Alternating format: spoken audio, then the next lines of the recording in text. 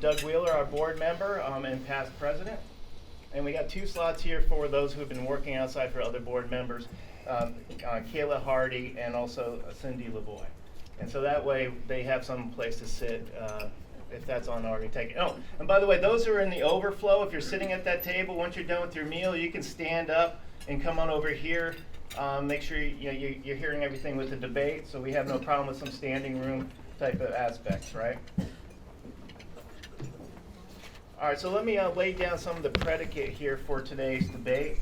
None of the candidates have any pre-knowledge as to what I'm about to say. So this really puts them in a good situational awareness and making sure we're not as scripted from stump speeches, but really getting the input from the candidates so we can get a true feel for what this election cycle is going to unfold for our decision to vote later this year.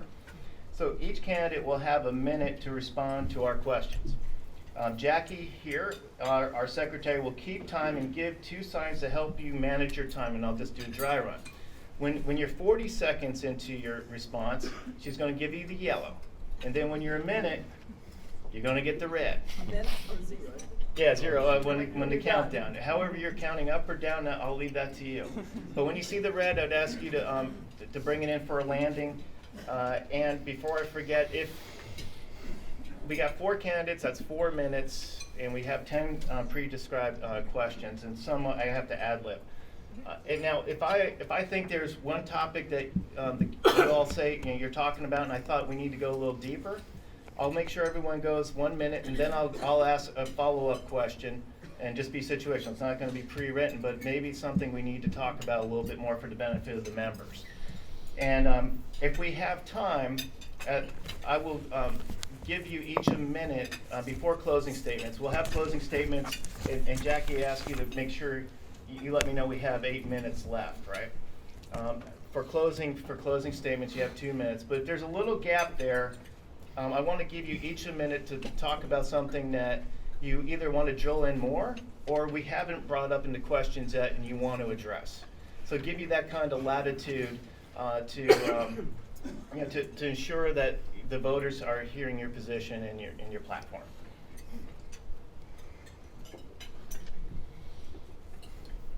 And once again, if time permits, I'll look at any questions that Doug gives me on behalf of the members in the audience and see if we can get those questions going. All right, so last but not least, I'm not asking for opening statements. I'm just going to go right into the questions. And we did a coin flip, and our first candidate, the question will go to Commissioner Dozier. And the question is this, and let me get the questions. And it's a simple question, but it's really relevant for those of us here. Why should small business owners vote for you? That is a great question, and let me get that closer as Catherine told me to. I am very glad to be here with you today. Thank you to NEBA. Thank you to all of you for showing up. Small business owners, I hope, will vote for me and should support me because I have worked in small business. I have a lot of experience in the private sector, and I carried that into my work in the last 12 years on the County Commission. I have focused on opportunities, on looking for diversifying our economy, supporting all of our business, growing talent, and importantly, I'm making decisions that are in the best interest for all of us, not a select few. This is why I opposed funding for Doak Campbell Stadium. We gave $27 million for return on 34 permanent jobs, and that decision went against our promise to have that money work for businesses in this community. People are struggling right now. You can't find talented workers. You can't find jobs if you need it. Okay, there you go. Thank you very much. I got mine down. Nice one, Jackie. And before I forget, please do not applaud or heckle or anything like that.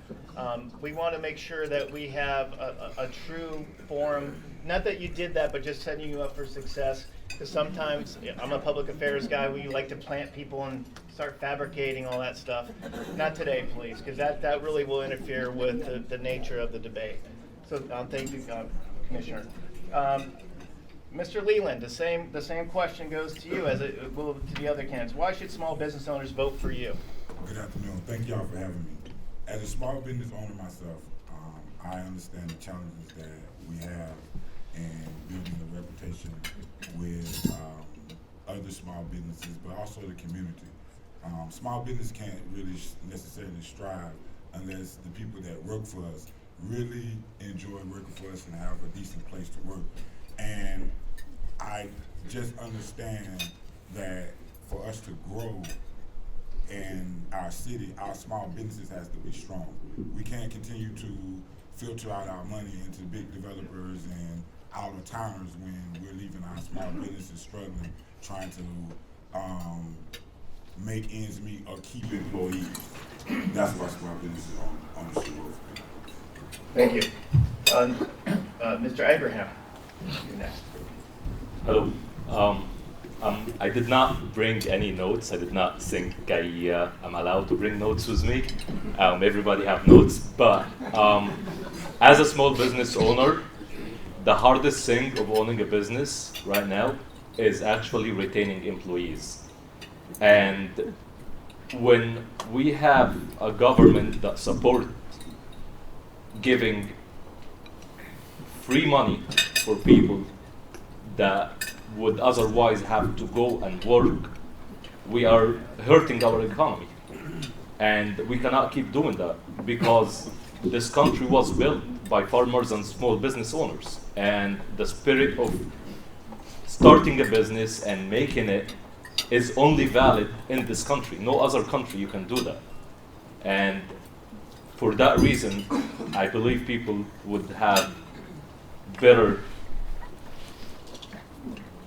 I believe people would vote for me because I understand the pain of running a small business and what it takes to run a small business. And we'll leave it at that. And it's okay if you don't have notes. Spontaneity, you gotta look, if you're gonna lead a city, you gotta know what you're gonna do on your feet, right? So Mayor Dailey, finish us off. Thank you. Ladies and gentlemen, first I'd like to take a second and introduce my wife, Virginia Dailey, who's sitting on the front row. And I'd like to say it's great to see all the candidates. We're going to have a wonderful election cycle. Folks, I am your mayor that 3.5 years ago ran to keep this economy going, and as a result, going into the COVID pandemic, we had one of the fastest growing economies per capita in the state of Florida. And coming out of the pandemic, we have one of the fastest growing economies per capita in the state of Florida. Last year alone, we had over $850 million with the private investment in this community. And yes, I support our higher education institutions because we are a college town and it is a partnership.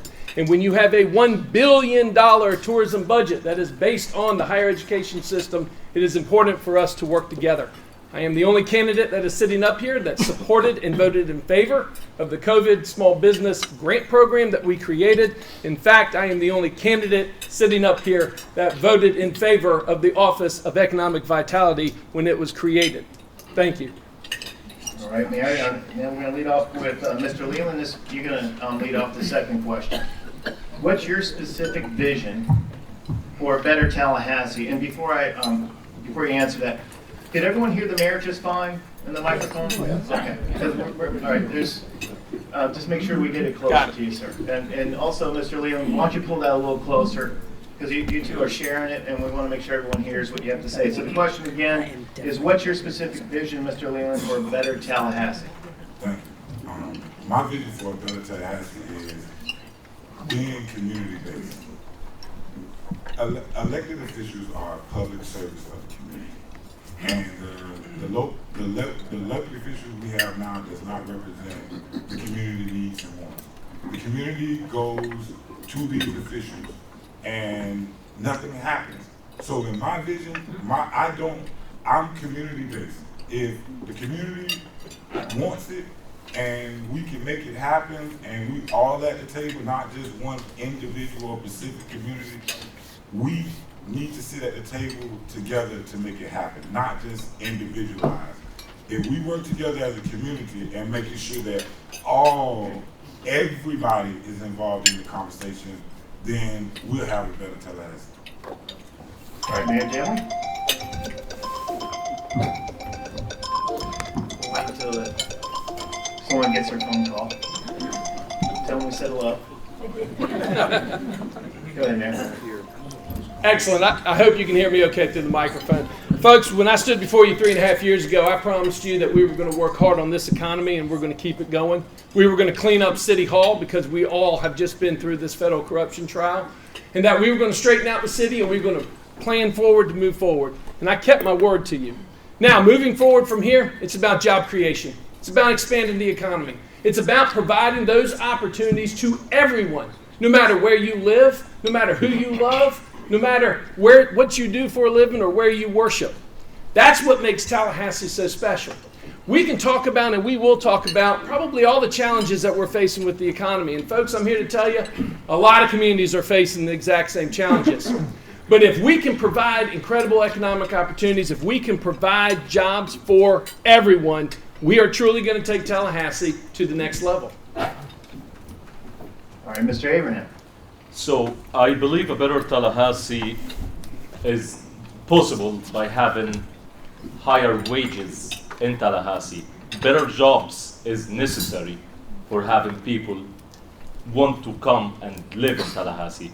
The average salary in Tallahassee is $46,000. The average salary in the United States is $65,000. Tallahassee as a city is a beautiful city with beautiful people, but we do not have high-paying jobs. And I believe bringing higher-paying jobs means helping business owners expand their businesses and helping the city to be a fertile ground for big businesses to come and want to open up shops here in Tallahassee. Not only that would bring jobs to this town, it will also bring higher paying jobs to this town. And I think that's what really matters. Not just jobs, higher paying jobs. Commissioner Dozier? Thank you. My vision for Tallahassee is a strong, thriving economy that works for everyone, and a city government that is transparent and responsive to everyone. Mayor Dailey said he kept his word when he sat here in 2018 and told you jobs would be his #1 focus, and that he supports higher education. From my 12 years of experience, I have focused on entrepreneurs and diversifying this economy, which has been in need my entire life, probably going back before that. We have needed to create new opportunities and tap into the potential of our universities to support entrepreneurs, create new jobs and new opportunities, and yes, increase wages. The decision to give money to the stadium, an existing asset, it's a good project, but FSU could have had that money. This was our set aside, our sales tax, precious dollars that were supposed to be used for job creation. First 2 years, we invested $22 million and created over 3,000 jobs. That's what we lost. Oh, thank you, Commissioner. And I saw the red sign, but I was waiting for the. I was waiting for it, yeah. No, I like that. I mean, that was a nice effect. We'll have to keep that. I was waiting for it too. Okay, I would have done the same thing. So, but we want to make sure we're equitable for all parties. And this next question, I'm going to give each candidate 2 minutes to respond. And Mayor Dailey, you're going to lead this off. Okay. And it's a 2-part question. Yes or no? We're going to start off with the yes or no. We know that no one likes to have that, but you have a chance to clarify it, so don't get too nervous. Yes or no, is there a correlation between our homelessness problem and crime rates, such as shootings, with Tallahassee being designated a sanctuary city? Then, if not, if you're going to say no, and I want to hear yes or no to start off, please, then explain what are the drivers to the homelessness and the crime problems and how you intend to solve these problems. Go ahead, Mayor. You got 2 minutes. Can you give me 2 seconds? Yeah. Let me make sure I understand the questions correctly. So the first question deals with the correlation between homelessness and the violent crime in Tallahassee. And are they related or are they not related? And if they're not related, then how are we moving forward to tackle these issues? Did I get that, Patrick? I would clarify there's a cause and effect here. Is the sanctuary city the cause, and is the effect or result the homelessness and the crime? Okay. So when it comes to the sanctuary city, this was an issue that we dealt with before I was elected mayor. It has not come into play since I have been mayor. I have not been contacted formally as a sanctuary city, so I don't know if I can properly answer that. I can tell you that the correlation between homelessness and those experiencing homelessness and the violent crime in this community, I do not think are directly related. We have a problem with drugs still in our community, specifically marijuana, weed. You ask the sheriff, you ask the state attorney, they will tell you the exact same thing, where you have drug busts that are going wrong, and that is what's causing a lot of the violent crime in our community. Now, having said that, do we have a challenge with those experiencing homelessness? Absolutely. Did COVID do us any favors? Absolutely not. When you look at how homelessness services are coordinated, they're coordinated on the federal level on an 8-county region. Folks, out of the other 7 counties that are in our region, there are not any other shelters. There are not other services to the level that we have in Leon County. Hence, we see the homelessness that are coming to Tallahassee. On top of that, there are legal issues that we do have to deal with, constitutional protected speech that we've been working with our city attorney's office and with the police department.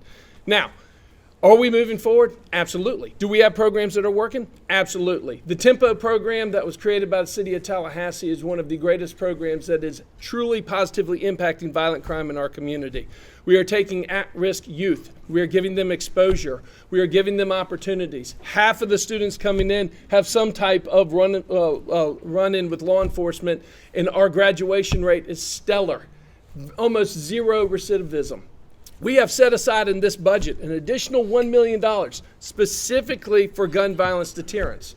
So we are serious. We know we have our challenges, and we continue to work with our community partners to address. Thank you. Here comes the quote. It's going to kind of haunt me for the rest of the day. Commissioner Dozier, you got 2 minutes to answer the question, yes or no. Is it the sanctuary city that's causing the homeless and crime problems? And if not, what it is and what you propose to do to solve it? Well, on the sanctuary city question, I do agree with the mayor. I've not been contacted. I mean, that would be a city issue, but we've not heard this issue come up. But the homelessness and crime issue are 2 of our top concerns. And while there might be some overlap at times, I think they are distinct. We do have a challenge with gun violence, and it is persisted for a long time, got better for a little while, and we need to do things different. I was a very strong supporter of Sheriff McNeil's proposal after the Anatomy of the Homicide report came out for the Commission on the Status of Men and Boys. The county was the first in with that initiative, and thankfully the school board and the city both supported. This group will actually have the funding, as the mayor, or as the sheriff likes to say, we've been talking for a long time, it's time to get something done. It will take a new approach, intervention early, to try to address particularly young men who might get into a place where they are expelled from school and get into crime, and we want to prevent that at the front end. We are also addressing both TPD and the Sheriff's Department mental health with new units. The county also funded a few deputy positions to work with the street outreach teams, directly engage with those who are experiencing homelessness and try to get them services. We are doing things different, but importantly, we need more coordination. And one of the key factors, and I was the first chair of the Big Bend Continuum of Care, that's the 8-county board that the mayor referenced. I was the first chair, learned a lot, and if we don't coordinate city, county, and with all of our partners, we leave money on the table from the state and feds, and that's what's happened. When City Walk went in on Mayhan Drive, those are constituents of District 5, I heard from them a lot, and it was really challenging to get that coordination between the city and the county. And I think we could do a lot better, draw down more funds, and address both of these issues. All right, thank you, Commissioner. Mr. Leland, you're next. I don't know about the sanctuary city, I'm like them, so, but I do think that homelessness and the gun violence we're seeing is it goes hand in hand right now. And the reason why I say that is because if you really look at the individuals that are committing these crimes, they don't have nowhere to go. They're living from pillar to post. So if you look at it, that is homelessness. And at the end of the day, we have the programming to deal with this issue. We don't have to keep pouring money into programming. What we need to do, we need to pour money into people serving these programs. It's a lot of nonprofits out there that have great programming, but you know why they lack? What they lack in? They lack in employees to get the service to the people. So that, as mayor, that would be one of my goals, is to strengthen our nonprofit world, because our nonprofit world do way more than we give them credit to, and they do it with a little bit of nothing. And we spend dollars building programs for what? When we got them now. We already have it. We just have to put the people in places to implement. And it can't be a executive director and a program director and 50 million volunteer staff. It don't work like that, because when you volunteer, sometimes you get weary. But when you get paid to do something, you make sure you get the job done so you can get your check. Go ahead, Mr. Ibrahim. Finish this off. So the question is if there is a correlation between homelessness and violent crime. And I do believe there is correlation between homelessness and violent crime. For someone to be homeless, that means they lost everything. They got nothing to fight for. They're done. But as a city, as an American city, with the funds that we have and with the land available that we have, the fact that we have 1,000 homeless in Tallahassee is something that is very sad. I'd like to bring international ideas to the table. A country like Finland had a huge homeless situation in the early 2000s, and they started by building housing first for the homeless. You can't have a shelter and say we've done enough. A homeless is a human, and a human in a hierarchy of need requires to have a shelter. And if we have the resources to build houses, understand the housing market is crazy, housing prices are expensive, but we have the technology to 3D print a house. We have the technology to build houses with containers. And the fact that we have these technologies and these abilities and the money, and we're not doing anything about homelessness but building shelter, it doesn't make sense, because we are letting people go into dark places where the only escape that they figure is alcohol and drugs. And when you have a lot of alcohol and a lot of drugs and no shelter, crimes will happen. That's just simple fact of the matter. And our police force in Tallahassee, I get the whole idea of defunding the police. I do not agree with that. We need to have strong police force in Tallahassee, because no civilization can last without strong security.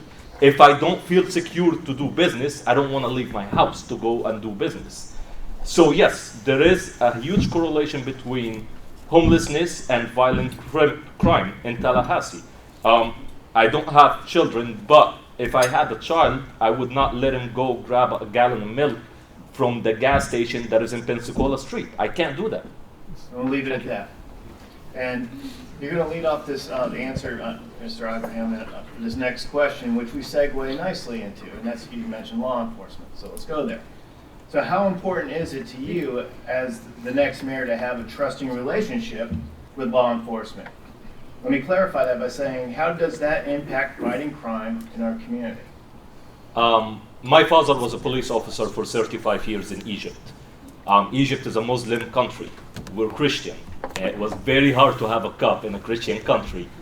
And I understand the importance of having a strong but reputable police force, because cops are just humans that go on and do not know if they're coming back.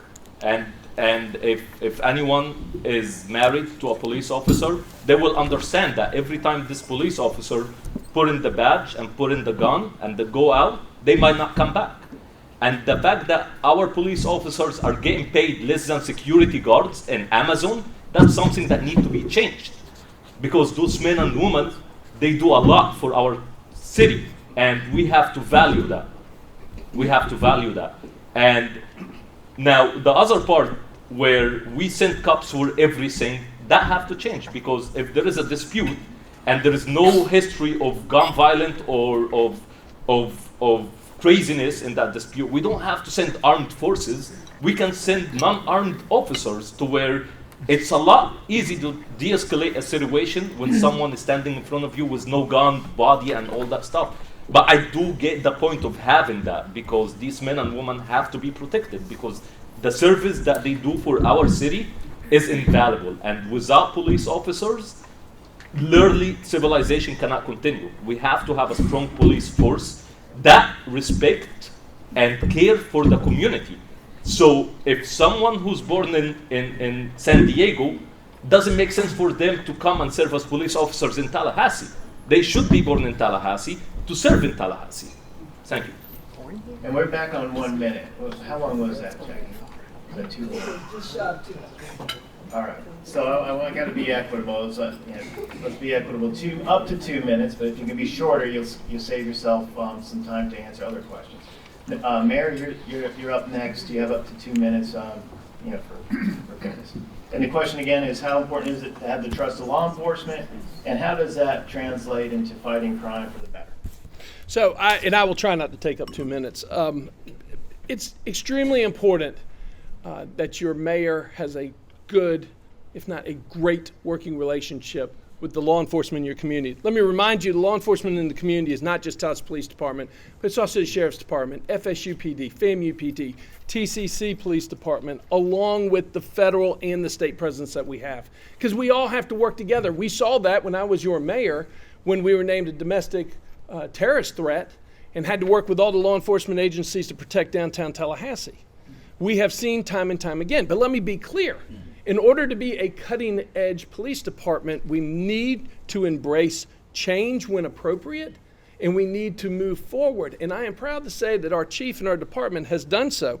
If you think about the fact that in the past 3.5 years, we have created the Police Review Board to formally review officer-involved incidences. We have created the Police Citizens Advisory Committee that proactively makes suggestions to the police department on how they can modernize and change. We have the Youth Advisory Committee, where we allow the youth to stay in constant contact with law enforcement to advise them on how to build great relationships.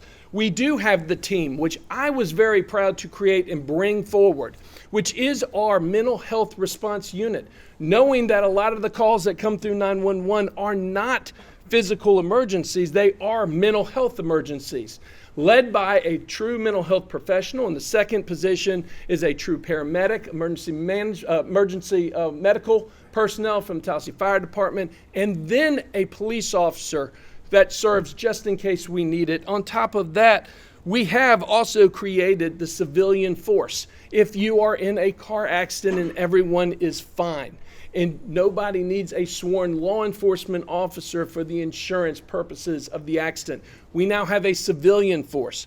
You're absolutely correct, Michael. Making sure that we modernize the force to make sure that law enforcement, that our sworn personnel are dealing with those crisis situations is important. But making sure that we have a 21st century force is very important as well, and we're there. Commissioner Dozier? Thank you. Trust is critical. It's everything. And not just with law enforcement, with all of our first responders. And particularly in the last 2 years, I think we have to give a huge thank you to all of our first responders who were on the front lines during the pandemic and when a lot of issues got even tougher for them. They were still on the force doing the job. Pay, benefits, the morale of the department, that is critical, absolutely. And we have to have a good working relationship between the mayor's office and the PDA, but also our department. We also have to have trust that the city management will have the back of the police department and address issues in the right way.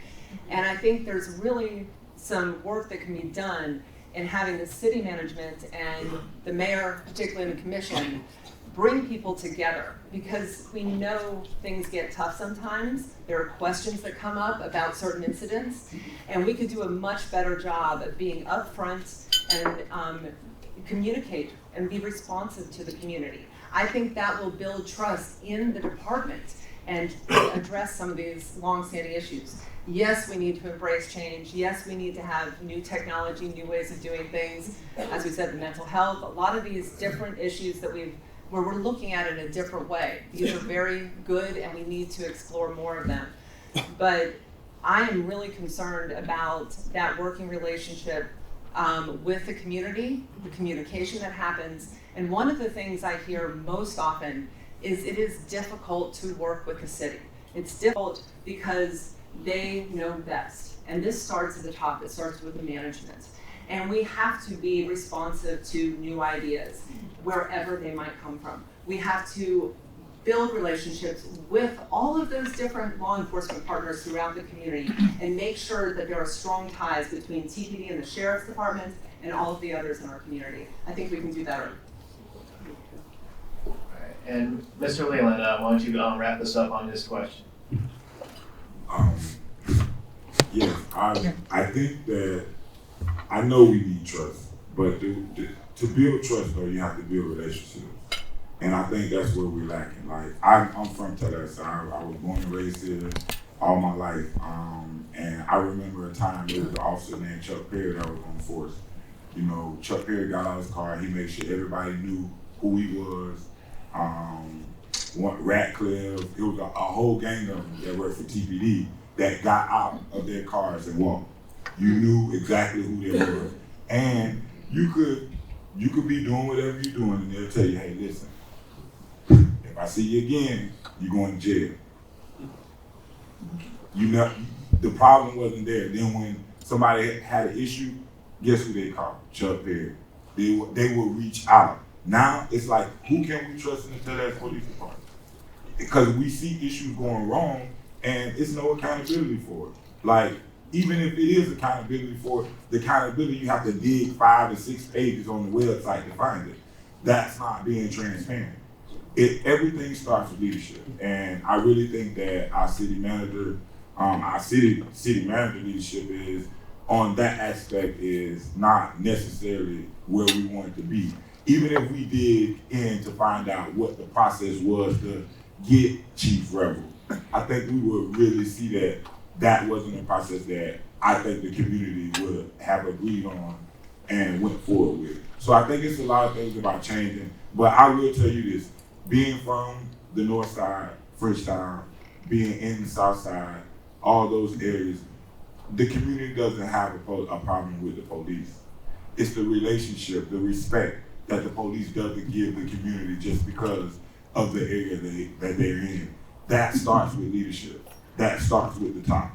So if the people at the top is okay with that kind of behavior, they'll never be trusted between the communities that we want them to be and TPD.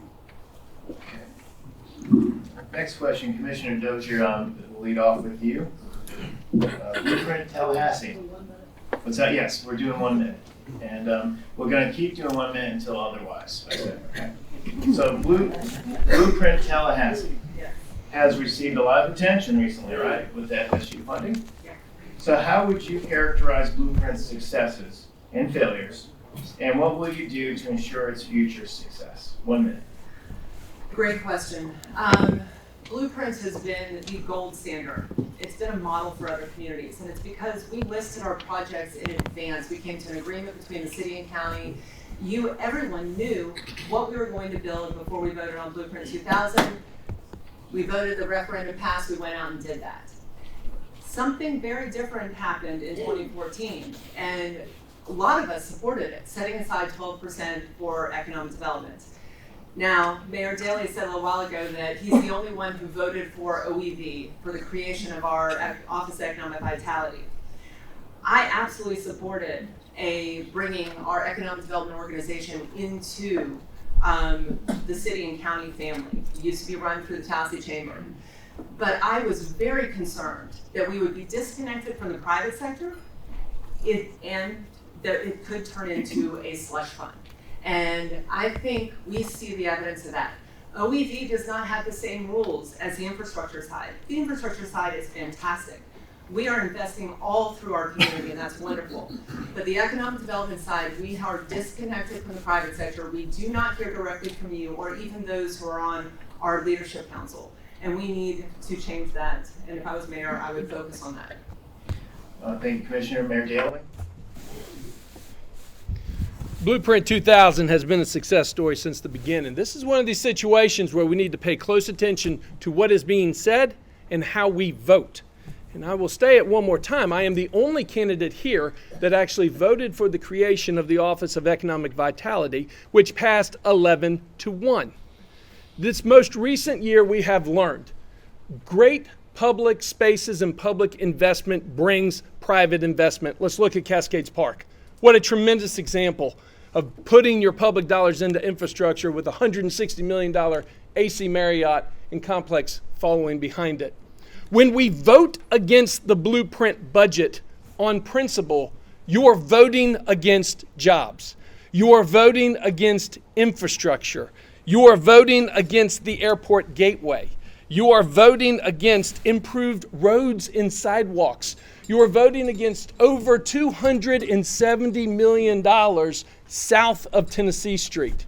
It works. I support it. I will continue to support Blueprint.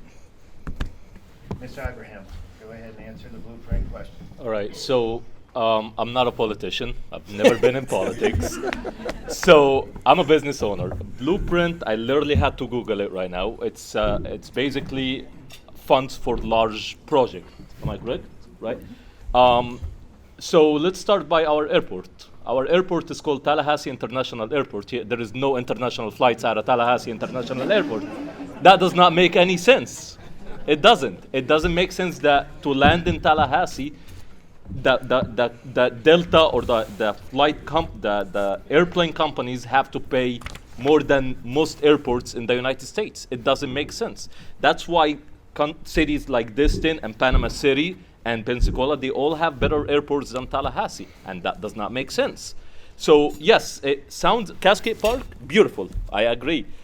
It brought a lot of much needed, what's the word I should use? Much needed swag to Tallahassee, if I should. It did, and We can end that with swag. There we go, right? And it did. There we But where else? Well, you got What the else? red. You got the red, sir. So Did I already? Yeah. So swag was with a period, not a comma. So for a non-politician, that was pretty good. Thank you. Mr. Leland, we'd like to get your thoughts and impressions on Blueprint. No pun intended. Blueprint is something that our elected officials voted on. It's a process. I do think that the process is a little screwed for the people in the community to really know what's going on. And the job, I feel like the job of the mayor is to get everybody working together. Even if y'all feel like dope shouldn't get 27 million, okay, where do we get this 27 million to give it to them from? You know, if y'all don't want to take it out of there, let's put our heads together and find the 20 million to support this, and not just bank OEV, which is basically what we did. And I got another question. What has that entity done really in this community? So I think that we need to really look back at the processes, the meetings, and how we get the information out of what's going on in Blueprint. Thank you. And I was looking at the time. We got a couple more questions. Is the time flying when you're having fun, right? That's right. So with that, let's talk about ethics. And we'll, Mayor, we'll begin with you on answering this question. Ethics is still an important issue for the city of Tallahassee, obviously. What has been accomplished since the Maddox and Burnett convictions, and what do you believe still needs to be done? Patrick, I 1 appreciate minute. Actually, we'll do 2 minutes on this. We'll do 2 minutes. Okay.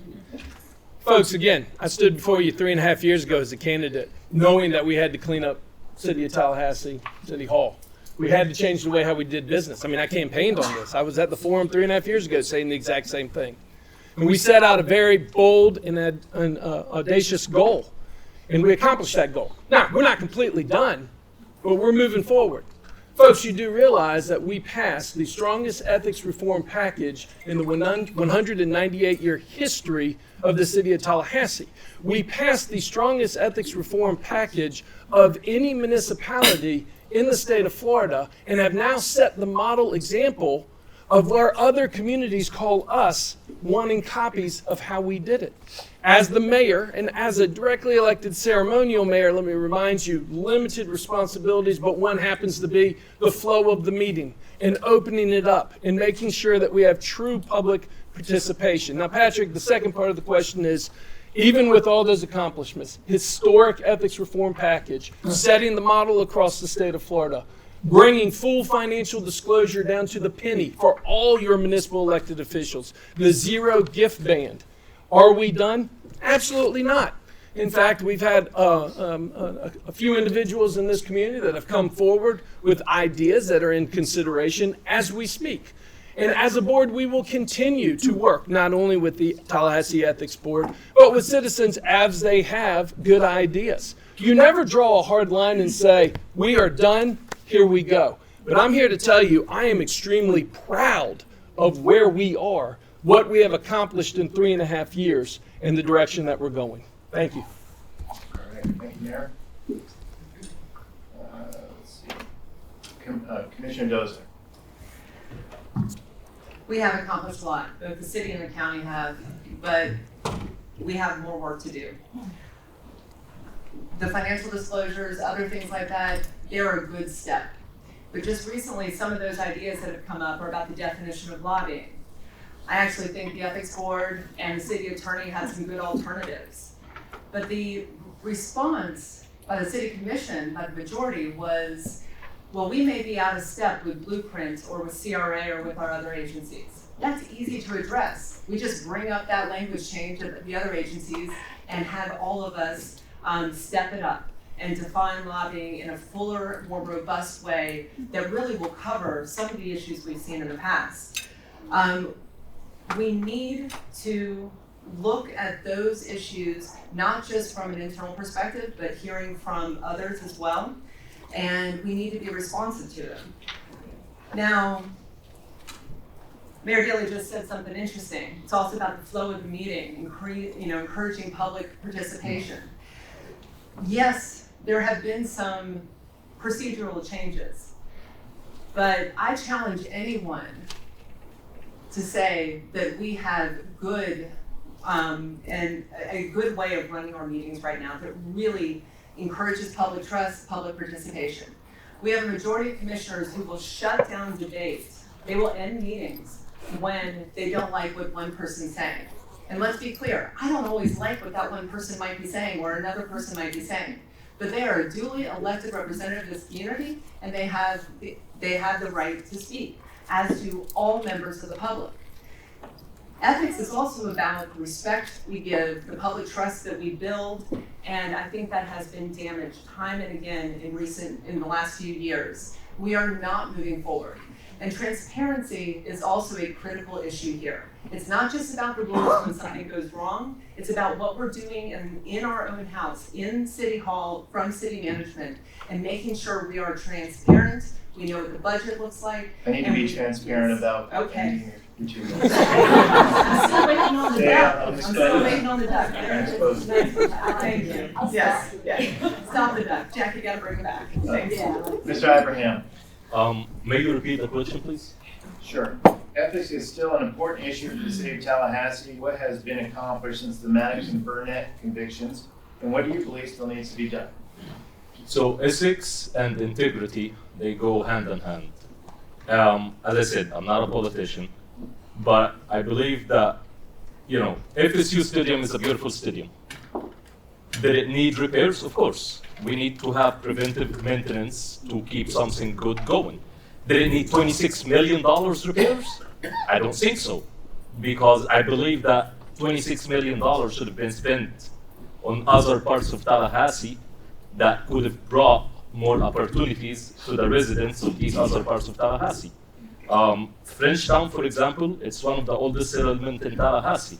People came to Frenchtown from Louisiana, from other places, and when the plantation failed, they left. And to this day, if you go to Frenchtown, it's like a third world country. It's not Tallahassee. This is like going somewhere that is not Tallahassee. And this is sad because this is a part of Tallahassee. And I think $26 million being spent on Frenchtown would have brought a lot more ROI, return on investment, than it being spent on that stadium. Nothing against FSU Stadium. I love FSU. But I believe spending money wisely is part of ethics. And just because you did not work hard for that money doesn't give you the right to spend it on things that is less important than other things. Public money is, if you're a mayor and this public, you have access to public money where you can spend it, you have to take in consideration vast spectrum of people, whether they agree to where this money being spent is the right move or whether it should be spent somewhere else. And I don't think that happened with the $26 million. I don't. Mr. Leland, if you can give us your impressions on ethics of the city. Well, we've came a long ways, but it's still plenty, like a lot of work to do. Like lobbying is one of them. I don't even recall the last time we had an audit to see where all our money going. Even with, like I said, it starts with leadership. And at the end of the day, the community, and I go to a couple meetings and I hear them dealing with lobbying. And the commissioners sit up there and they don't do nothing. So my thing is, at the end of the day, when it's always per staff direction. We elected them to change policies according to the behaviors and situations that's going on currently in our city. And because they don't feel like that's proper, then they overlook the people who vote for them. So I really do think that when we talk about ethics, I kind of think that we kind of probably don't need, the ethics review board and the Inspector General's office. I think the Inspector General's office kind of blocks a little bit of what they do and kind of hides a lot of things that, may come out. So I think that what we have created now is a system that kind of washed each other's hands inside the system where we can't see it. So that's my opinion on ethics. But I think we need to go all the way down the board and cut everything out and start from zero. Do audits, change the lobbying policy, everything. Give the people what they want so they can have trust back into their elected officials, because everybody think their elected officials just want to move money around. Thank you. And before we get to the next stage, I just want to recognize Commissioner Bill Proctor is here. Got you on the spot, Commissioner. Here you go. Any other elected officials walked in late? All right. So here's what I'm going to do. We're running down towards the end. I know I promised you, even though I'm not a politician, I made a promise that you'd have 2 minutes to close, but I really want to get one more question in. So here's what we're going to do. We're going to do one more question with 1 minute response, and then I'm going to ask you to do a 1 minute close. That way it's a benefit for the audience. Mr. Leland, you're going to close us out with the last question, and then we'll go to closing after that sequence. So, Mr. Leland, the question for you to lead off on is, Amazon is coming to Tallahassee. What pros and cons do you see relative to jobs, wages, and transportation issues? 1 minute. To be totally honest, I've said this with some of the communities. I even called some of the commissioners. Amazon probably would be great for city taxes and whatever, but as far as for the people in Tallahassee will not be working at Amazon like we think. It's a huge transportation issue out there. How can I catch the bus from in town all the way out to the interstate? How? And if we look at the job that we already have, almost 50% of the people who work for the city, state, or whatever, all of them commute from the surrounding counties. So how can we, if we're doing it at home, how can we bring in Amazon and think that Amazon is really going to be provide the proper job for the people of the city? Commissioner Dozier. Thank you. Amazon was a huge win for our community. This is no doubt. OEV invested $2.5 million as an incentive. There's over 1,300 jobs that will be associated with it. But one of the reasons why I oppose the Joe Campbell Stadium funding is that we need to diversify our economy. We need different types of jobs. We also put in $2.3 million into dam costs. We got jobs that were 150% over average wage, 70% you don't need a 4-year degree. So Amazon is great, huge investment. Capital, everything else, good taxes, but we need other types of jobs as well. Now I took 3 votes on Amazon, one for the incentive, one for the zoning, a sign change at the county. And then I added in a last motion. And I got unanimous support from my colleagues to do a 6-month review of the traffic impacts in that area. It will impact Buck Lake, Walden, Thornton Road, Miccosukee, and to work with the city on establishing bus service and stormwater. And to my knowledge, the city has yet to commit to bus service to Amazon. These are problems, and we could, and I wish we would have leadership in the mayor's office. We need a mayor who's responsive to these issues. Thank you. Go ahead, Mayor. Thank you. Amazon is a huge win, and I'm a true believer in making sure that we do things right. And doing things right means proper planning. Of course, we're going to provide proper transportation after the transportation analysis study is done to identify the proper routes to best serve the citizens of Tallahassee. Another challenge, though, that it's going to bring forward, Patrick, is housing. And I think we all know that. We all know that we have a housing crunch in this community in all price points, just like all communities are facing a housing crunch. This is where this election is going to be very crucial on who is willing to step up to the plate and continue to move our community forward with sustainable development, and who is going to say no at every turn. Mr. Ibrahim. So, on paper, having Amazon coming to Tallahassee sounds really good, right? Amazon, woohoo, right? But here is the idea. How many small businesses will suffer by having Amazon come to Tallahassee? I'm sure a lot of you guys watched Family Guy, the episode about Amazon. This is how people work in Amazon. They want robots. They don't want humans. They want robots. Because to Jeff Bezos, that's how he can make more money. He doesn't want humans. He wants robots. We don't need Amazon to come in. We need to create the atmosphere to have someone like Jeff Bezos to come from Tallahassee. We have FSU, we have FAMU, we have these 2 great universities that a lot of brain power come out of it every year. Do they stay in Tallahassee? They don't. Everybody want to move down to Broward. Everyone want to move to Jacksonville, to other places in Florida, but they really don't want to stay in Tallahassee and create families in Tallahassee and buy houses that have 2-bedroom apartment and that have a garage that they can start a business that in 20 years could be as big as Amazon. That's what we need. All right. We're now at the closing. We're almost there, and we'll be only just a few minutes past, so I'd ask you to hang in there if you can in the audience. You got 1 minute, and we'll start off with you, Mr. Abraham. Closing comments, and go. This is amazing. It really is. The fact that I can sit here next to the mayor and debate and talk to you, it's in my country of origin, it would have never happened. And the fact that this is happening here is a great, the fact that this is happening shows how great this country is, show how great the people of this country is, and show how welcoming the people of this country is. And for that, I'm grateful. I thank you all.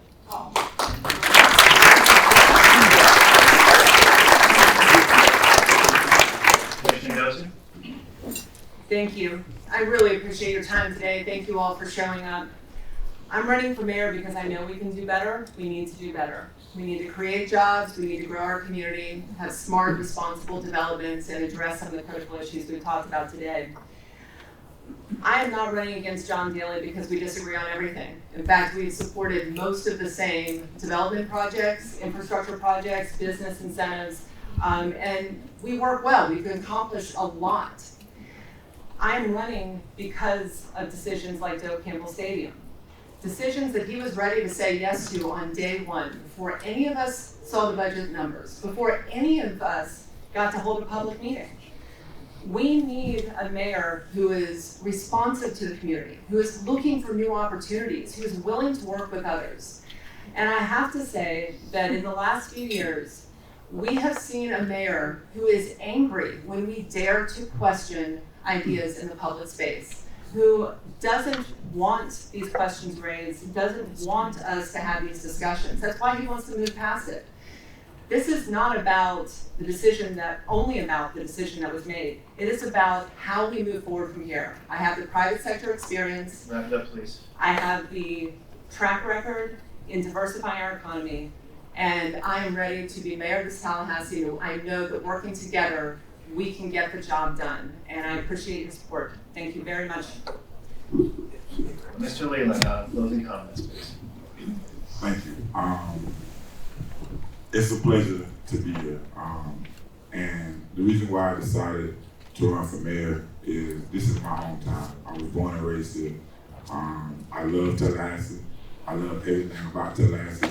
But it's hard to sit back and see, out of 42 years, and I'm watching everything grow up around me, but my side of town looks the same. Then when we go and we ask for services, we always get turned down. Not because the services is not good, but because of who we are, where we come from. That's not leadership. The mayor's supposed to be able to have conversations with everybody and make a humane decision that best fits the greater good of the community. And that's why I'm running for mayor. Thank you. Mayor Dailey? Ladies and gentlemen, I want to thank you all for coming out. Kristin, Michael, Leland, thank you all. Look forward to a great campaign trail. 3.5 years ago, folks, think about what we've been through. We've been through a 100-year global pandemic together. We've been through a recession together. We've been through, as a community, a federal corruption trial. We've been through a lot. And every step of the way, you have had strong, steady leadership in your mayor's office, in me. I want to continue to be that mayor. Continue to be that mayor of the city that has the #1 public utilities in the nation. Continue to be that mayor of that city that has the fastest growing economy per capita of any municipality in the state of Florida. Continue to be that mayor who with his colleagues just broke ground on that $28 million international receiving facility at the airport that will be a complete game changer, not just for our community, but for the surrounding region. Continue to be that mayor that's going to create jobs and economic opportunity for each and every one of you, our family, and our friends. Folks, my name is John Dailey. I'm running for re-election. I'm asking for your vote to be the mayor of the city of Tallahassee. Thank you. And that concludes our debate. Let's give a hand to our panel. Hey, Michael, good job, man. Thank you. Really good job. Leland, good job. Kristin.